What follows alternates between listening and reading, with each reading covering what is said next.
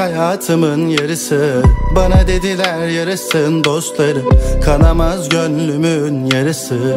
İçimde zerre bir mutluluk kalmamış.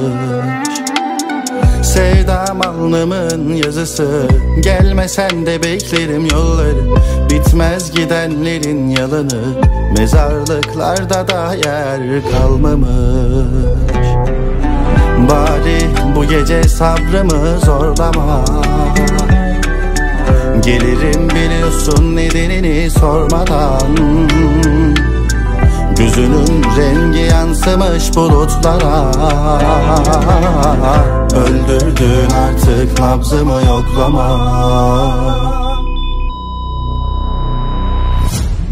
Öldürdün artık nabzımı yoklama.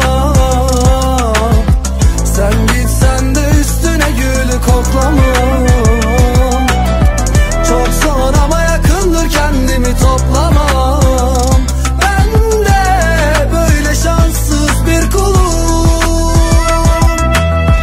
Öldürdün artık nabzımı yoklama. Sen gitsen de üstüne gülü koklamam. Çok zor ama yakındır, kendimi toplamam. Ben de böyle şanssız bir kulum.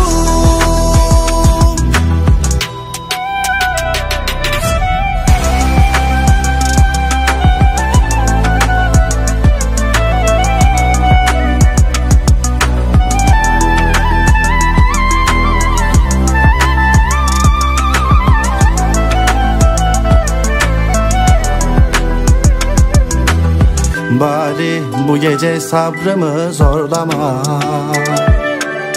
gelirim biliyorsun nedenini sormadan. Gözünün rengi yansımış bulutlara, öldürdün artık nabzımı yoklama.